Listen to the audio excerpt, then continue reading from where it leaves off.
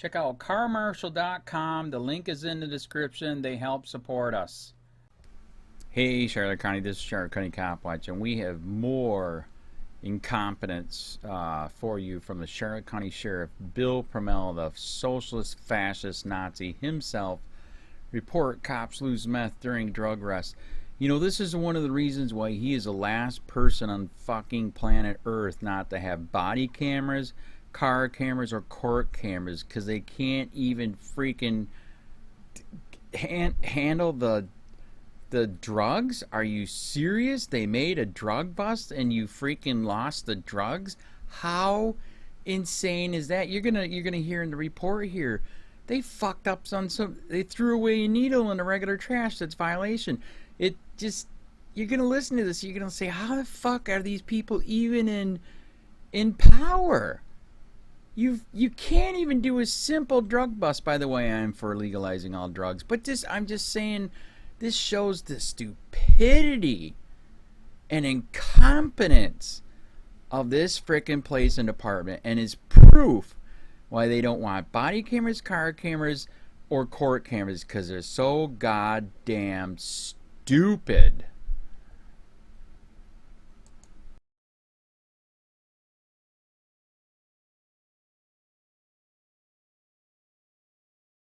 Report: cops lose meth during drug arrest.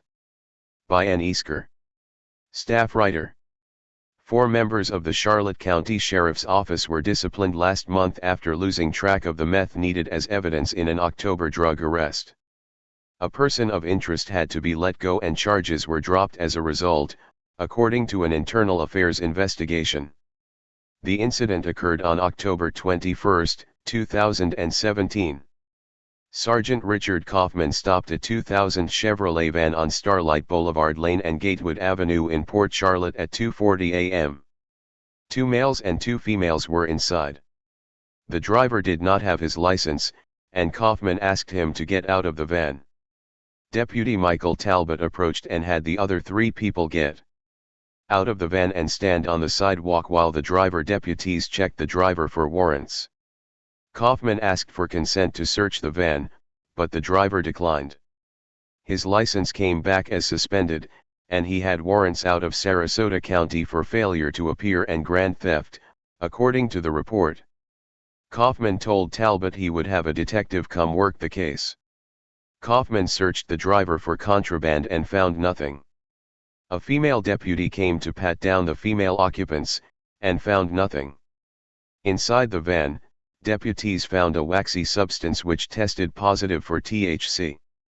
When Detective Timothy Knopick and Detective David Cox arrived, the other man from the van was thoroughly searched. A cell phone, a pack of cigarettes, and a syringe were found. Inside the cigarette pack was a small baggie with about 1 to 1.5 grams of suspected methamphetamine, according to the report. Inside one of the female's backpacks, which deputies found in the rear of the van, officers found a syringe and a spoon. The syringe did not test positive for controlled substances and there were no marks on the spoon. There was not enough evidence to arrest the females, so Sergeant Kaufman asked Talbot if they were free to go. The 2 collected their bags and clothing and quickly walked away. Kaufman stayed on scene to deal with the tow truck for the van, while the female deputy drove the 2 males to the jail. The rest of them went back to the office for evidence and paperwork. But when everyone got to the Mid-County office, they realized no one had the evidence. Kaufman drove back to the scene and searched, and Talbot circled several blocks to see if the meth fell off a vehicle. Kaufman tried to find the women from the van, to see if they took the evidence, but couldn't find them. Deputies searched the van at prompt towing, but found nothing. They also looked in the trash outside the Mid-County office, where Detective Cox had disposed of a few items from his vehicle, including a positive Narco 923 test kit with a portion of a syringe still inside it. That was a violation of procedures since the syringe was not disposed of in a sharps container. They decided to hold onto the syringe so they could charge the male with drug paraphernalia, however, they later realized the needle didn't belong to him. When the watch commander was notified, he said the suspect would have to be brought back from the jail and released. An internal affairs investigation determined the evidence had been left in an unattended paper bag, which one of the females used to put her clothing in. Interviewed at the jail in December, she said she later found a test kit, a syringe, and some meth in the bag.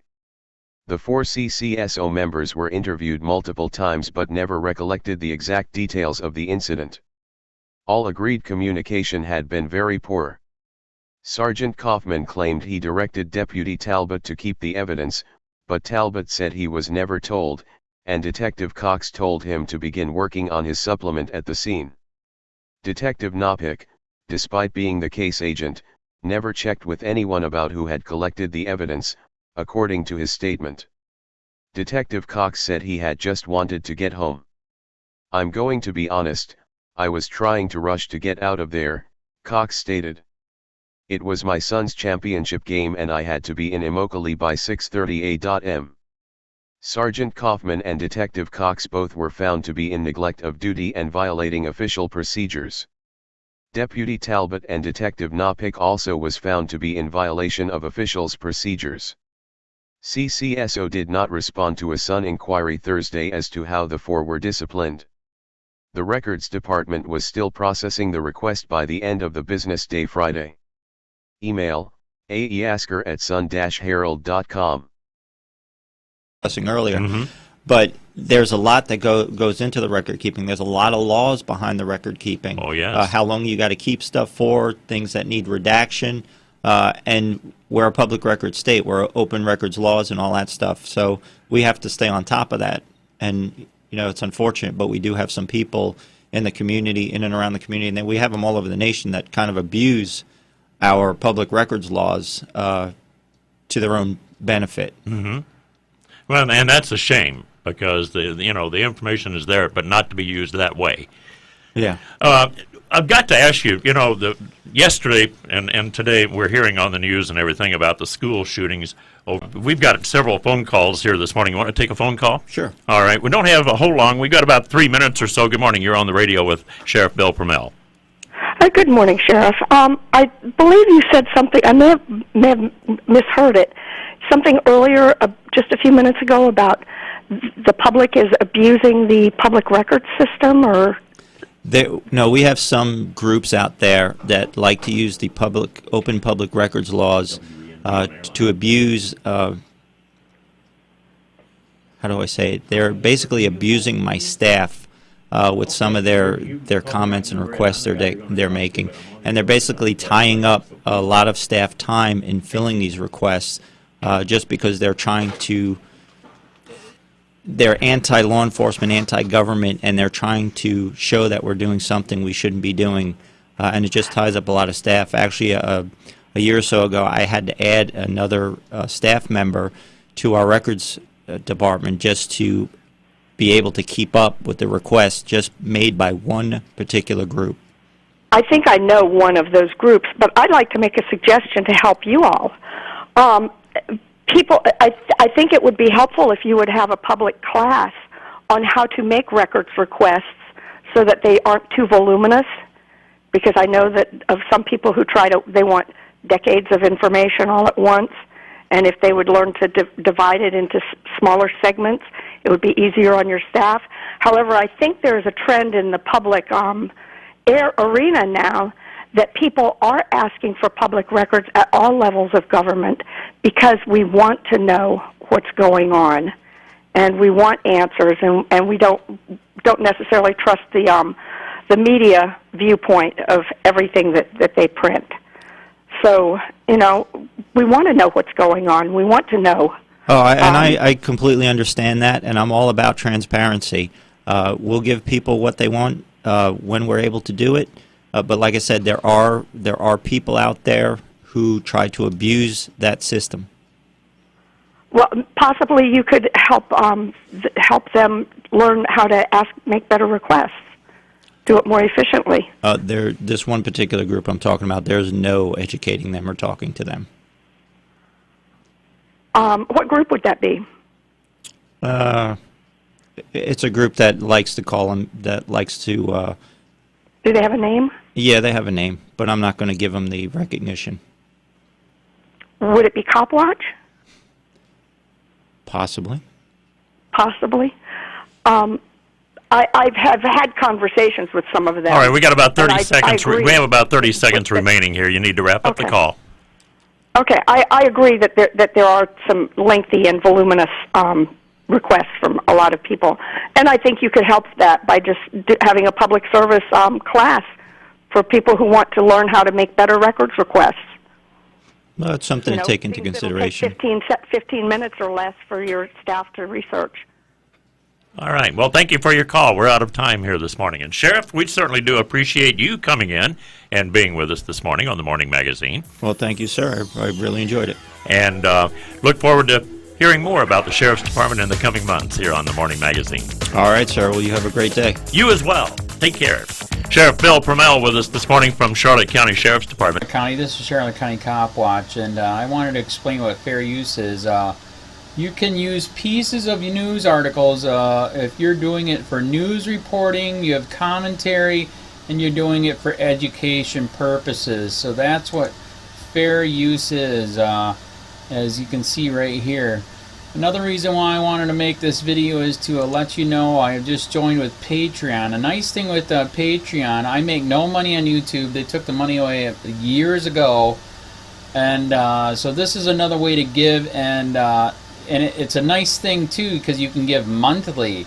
You can give $1, $5, $10, whatever. I do 4 to 5 hours a day on trying to wake the sheep up on how corrupt it is and different ways that you can fight the corruption.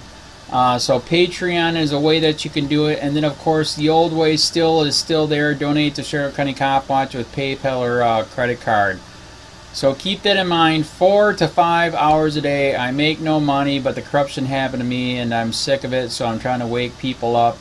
But my wife would love it if some, if we could get some help out there. There's 47,000 subscribers.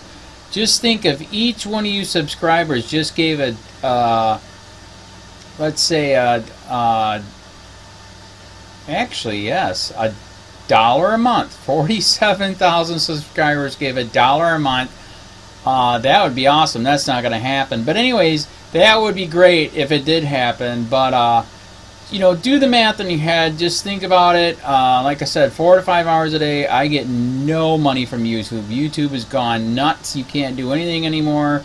They're taking the money away everywhere. So these are a couple different ways that you can still help out with all this time that I put in. And as you know, I'm in a special situation where, at least I can do it, 4 to 5 hours a day. We have a cleaning company during the day. That's what allows me to do this, and we're debt-free. So this is my hobby. I don't go fishing and all that other crap. I try to save the world.